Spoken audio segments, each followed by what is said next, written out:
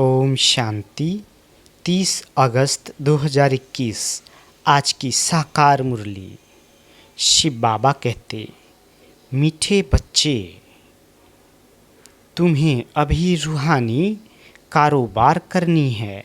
रूह समझकर हर कर्म करने से आत्मा निर्विकारी बनती जाती है। प्रश्न, स्वर्ग का वर्षा लेने और स्वर्ग में ऊंच पद पाने का आधार क्या है? उत्तर, ब्रह्मा कुमार कुमारी बने तो स्वर्ग का वर्षा मिल जाएगा, परंतु ऊंच पद का आधार है पढ़ाई। अगर बाप का बनकर अच्छी रीति पढ़ाई पढ़ते रहे, पूरा पवित्र बने तो राजाई पद मिलता है।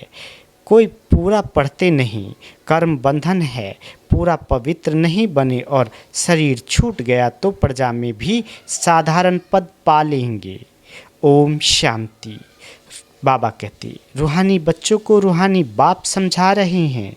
यहाँ रूहानी कारोबार है, बाकी सारी दुनिया में जिस्मानी कारोबार है। वास्तव में कारोबार चलती है रूहों की। आत्मा ही इस शरीर द्वारा पढ़ती है, चलती है, विक्रम करती है। इसलिए पतित आत्मा पाप आत्मा कहा जाता है।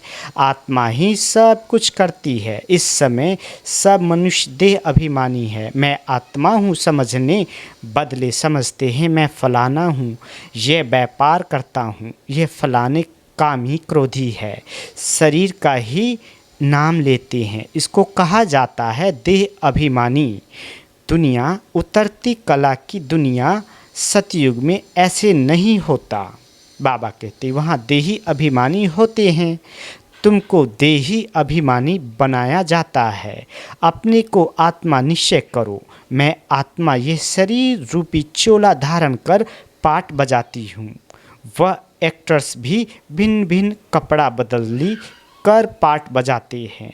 बाप कहते हैं तुम आत्माएं पहले शांति धाम में थी, तुम्हारा घर है शांति धाम। जैसे वह हद का नाटक होता है, ये फिर है बेहद का नाटक। सभी आत्माएं परम धाम से आकर शरीर धारण कर पाठ बजाती है। आत्माओं का असुल घर है परम धाम। उन एक्ट्रेस का तो घर यहाँ ही होता है। सिर्फ ड्रेस बदली कर आकर पाठ बजाते हैं तो बाप बैठ समझाते हैं, तुम आत्माएं हो। बाप तो बच्चे बच्चे ही कहेंगे, सन्यासी बच्चे बच्चे नहीं कहेंगे। बाप कहते हैं मैं पतित पावन तुम सभी आत्माओं का बाप हूँ, जिसको तुम गॉड फादर कहते हो। गॉड फादर तो निराकार है। ब्रह्मा विष्णु शंकर को भी गॉड फादर नहीं कहेंगे।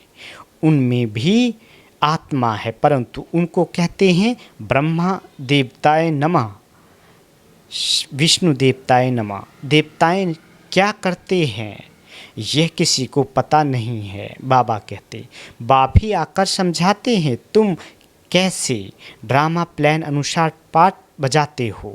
दुनिया एक ही है, ऐसे नहीं कोई नीचे पाताल व ऊपर में दुनिया है। दुनिया एक ही है जिसका चक्र फिरता रहता है। लोग तो कह देते हैं मून में प्लाट लेंगे। बाप समझाते हैं बच्चे कितने इन साल्टवेंट बन पड़े हो। भारतवासियों के लिए ही कहते हैं तुम कितने साहूकार समझदार थे। इन लक्ष्मी नारायण का सारे विश्व पर राज था, जिसको कोई लूट न सके। वहाँ कोई पार्टीशन आदि नहीं होती। यहाँ तो कितनी पार्टीशन है। बाप ने आपस में टुकड़े टुकड़े पर लड़ते रहते हैं। तुम सारे विश्व के मालिक थे। सारा आकाश पृथ्वी समुद्र सब तुम्हारा था। तुम उनके मालिक थे। अब तो टुकड़े टुकड़े हो गए हैं। यह किसी को पता नहीं है। भारत ही विश्व का मालिक था। बाप समझाते हैं आत्मा को जो पाठ मिला हुआ है वह कभी घिसता नहीं, चलता ही रहता है। अभी तुम फिर से मनुष्य से देवता बन रहे हो, फिर 84 जन्म लेंगे। तुम्हारा पाठ चलता ही रहता है, कभी बंद नहीं होता है। बाबा कहते कोई मोक्ष आदि पाते नहीं। जितने अनेक गुरु अनेक शास्त्र, उतनी अनेक मतें होती है। मनुष्य में कितनी अशांति है। जहाँ भी जाओ कहेंगे मन को शांति कैसे मिले। ये देह अभिमान में आकर कहते हैं, बाप समझाते हैं। मन और बुद्धि ये है आत्मा के ऑर्गन्स, बाकी ये सब शरीर की इंद्रियां हैं। आत्मा कहती है मेरे मन को शांति कैसे मिले। वास्तव में ये कहना गलत है। बाबा कहते तुम आत्मा हो, तुम्हारा स्वधर्म ही शांत है। तुम ऐसे कहो मुझ आत्मा को शांति कैसे मिलेगी। इसमें कर्म तो करना ही है। बाबा कहते ये बातें बाप ही बैठ समझाते हैं। दुनिया में ये ज्ञान किसी को नहीं। वहाँ है भक्ति मार्ग, उनको ज्ञान का पता नहीं है। ज्ञान तो एक बाप ही देते हैं। बाप खुद कहते हैं मैं कल्प कल्प कल्प के संगम युग पर आता हूँ। कलयुग के अंत में सभी पतित है। यह है रावण राज्य। रावण को जलाते भी भारतवासी ही है। बाप पतित पावन का जन्म ही यहाँ है, तो रावण का जन्म भी यहाँ है। रावण जो सबको पतित बनाते हैं इसलिए उनको जलाते हैं। ये बातें किसकी बुद्धि में नहीं है। बाबा कहते अब भारत में कृष्ण जयंती मनाते हैं, कृष्ण की लीला भजन आदि करते हैं। अब बाप कहते हैं वास्तव में कृष्ण लीला कुछ है ही नहीं। कृष्ण ने क्या किया कहते हैं कंसपुरी में जन्म लिया। अब कंस तो डेविल को कहा जाता है। सतयुग में डेविल कहाँ से आए तुम जानते हो। कृष्ण की आत्मा जो सतयुग में थी वह अपने 84 जन्म भोग इस समय पतित से पावन बन रही है, अपना पद फिर से ले रही है। वैसे ही तुम कृष्णपुरी में रहने वाले थे, 84 जन्म ले अब फिर अपना पद ले रहे हो। जयंती मनानी है वास्तव में शिव बाबा की। जो शिव बाबा सबको हेल से हेवन में ले जाते हैं, उनकी कोई लीला है नहीं। कहते हैं कि हे पतित पावन बाबा आओ, आकर हमको हेल से हेवन में ले जाओ। आप हमारे बाप हो तो हम स्वर्ग में होने चाहिए। हम विशिष्ट दुनिया में क्यों हैं, इसलिए बुलाते हैं हे गॉड फादर हमको इस दुख की दुनिया से लिबरेट करो। ये भी ड्रामा में नूंद है। बाप कहते हैं इस ड्रामा को कोई जानते नहीं। शास्त्रों में ड्रामा की आयु लंबी लिख दी है। नई दुनिया को पुरानी बनना ही है। सतो रजो तमो में आना ही है। यह है बेहद की बात। अभी तुम फिर से विश्व के मालिक बन रहे हो। भारतवासी जो नई दुनिया में थे वही 84 जन्मों का पाठ बजाएंगे। अभी तुम पवित्र बनते हो, बाकी सब मनुष्य पतित है। तब तो पावन के आगे जाकर नमन करते हैं। पावन को पावन नमन क्यों करेंगे।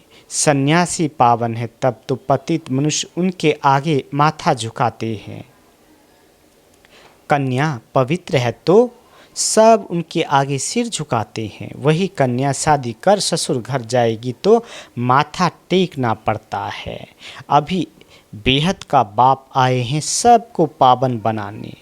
वह सब है कलयुग में। तुम हो अभी संगम पर। अब तुमको पतित दुनिया में नहीं जाना है। यह है ही कल्याणकारी युग। बाप आकर सबका कल्याण करते हैं। तुम अभी कृष्ण जयंती मनाएंगे, नहीं तो लोग समझेंगे यह तो नास्तिक है। नास्तिक वास्तव में उनको कहा जाता है जो अपने बाप को और रचना के आदि मध्य अंत को नहीं जानते हैं। इस समय सब निधन के आर्फन बन पड़े हैं। घर घर में झगड़ा है, एक दो को मारने में देरी नहीं करते हैं। इसलिए इसको नास्तिकों की दुनिया कहा जाता है। बाप को न जानने वाले तुम हो जानने वाले। अभी तुम समझते हो कि हम पत्थर बुद्धि थे, बाप हमको पारस बुद्धि बना रहे हैं और कोई तकलीफ़ की बात नहीं। बाप सिर्फ कहते हैं 1 घंटा पढ़ो, अपने को आत्मा समझ मुझ बाप को याद करो। शरीर को याद करेंगे तो लौकिक संबंधों की याद आएगी। देही अभिमानी रहेंगे तो मुझ बाप की याद रहेगी। यह तो है ही विशिष्ट दुनिया। विशेष सागर में गोते खाते रहते हैं। विष्णु को क्षीर सागर में दिखाते हैं। कहते हैं वहाँ घी की नदियाँ बहती है, यहाँ तो घासलेट भी नहीं मिलता। फ़र्क है ना, बाबा कहते। तो तुम बच्चों को कितनी खुशी होनी चाहिए। बाप ही खिवैया है ना, गाते भी हैं नैया मेरी पार लगाओ। ये सब नैया है, खिवैया एक बाप ही है। ये शरीर यहाँ ही छोड़ देंगे, बाकी आत्माओं को पार ले जाएंगे शांति धाम, वहाँ से फिर भेज देंगे सुख धाम। परमपिता परमात्मा को ही खिवैया कहा जाता है। बाप की ही महिमा गाते हैं अनेक प्रकार से। अभी तुम पवित्र दुनिया के मालिक बनते हो। श्री श्री शिव बाबा आए हैं श्रेष्ठ बनाने, खुद भगवान कहते हैं ये भ्रष्टाचारी दुनिया है। अभी तुम परमपिता परमात्मा की श्रीमत पर चल श्रेष्ठाचारी बनते हो। कितनी ये गुप्त रमणीक बातें हैं जो तुम बच्चों को ही समझ में आती है, औरों को समझ में आएगी ही नहीं। तुम जानते हो कि अभी देवी देवता धर्म का कलम लग रहा है। जो भी देवी देवता धर्म वाले और धर्मों में चले गए हैं वही आकर फिर ब्राह्मण बनेंगे। ब्रह्मा कुमार कुमारी बनने बगैर बाप से स्वर्ग का वर्षा ले नहीं सकते। अभी तुम ब्रह्मा कुमार कुमारियाँ स्वर्ग का वर्षा ले रहे हो। जितना पुरुषार्थ कराएंगे उतना ऊंच पद पाएंगे। सब तो इतना नहीं कर सकते। पूरा नहीं पढ़ेंगे तो उसका नतीजा क्या होगा। अगर शरीर छूट जाए तो स्वर्ग में आ जाएंगे, परंतु प्रजा में बिल्कुल ही साधारण अगर बाप का बनकर अच्छी रीति पढ़े तो राजाई पद पा सकते हैं। नहीं पढ़ते हैं तो समझेंगे उनकी तकदीर में नहीं है। पवित्र रहेंगे पढ़ेंगे तो ऊंच पद पाएंगे। अपवित्र होने से बाप को याद नहीं कर सकेंगे। ऐसे भी बहुत है। कर्म बंधन का हिसाब जब छूटे, गाड़ी के दोनों पहिए पवित्र होंगे तो ठीक चलेंगे। दोनों पवित्र रहेंगे तो ज्ञान चिता पर बैठ जाएंगे, नहीं तो खिटपिट होती है। बाबा कहते, कई बच्चे कहते हैं कि बाबा हम तो जानते हैं श्री कृष्ण सतयुग का पहला प्रिंस है, तो क्यों नहीं कुछ मनाएं। अच्छा, हम कृष्ण की आत्मा को बुला भी सकते हैं।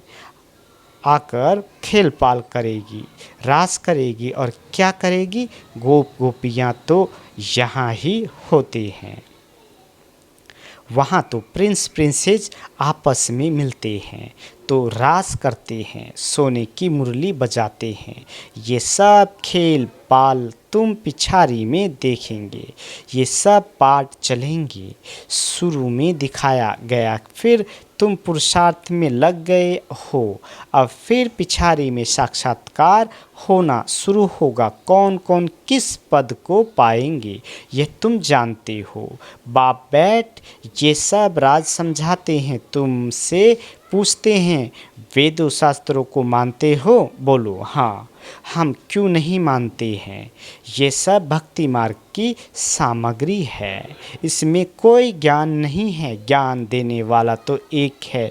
ज्ञान मिलता है तो भक्ति आपे ही छूट जाती है। तुम मंदिर में भी जाएंगे तो बुद्धि में रहेगा कि ये लक्ष्मी नारायण फिर अब नई दुनिया में राज करेंगे।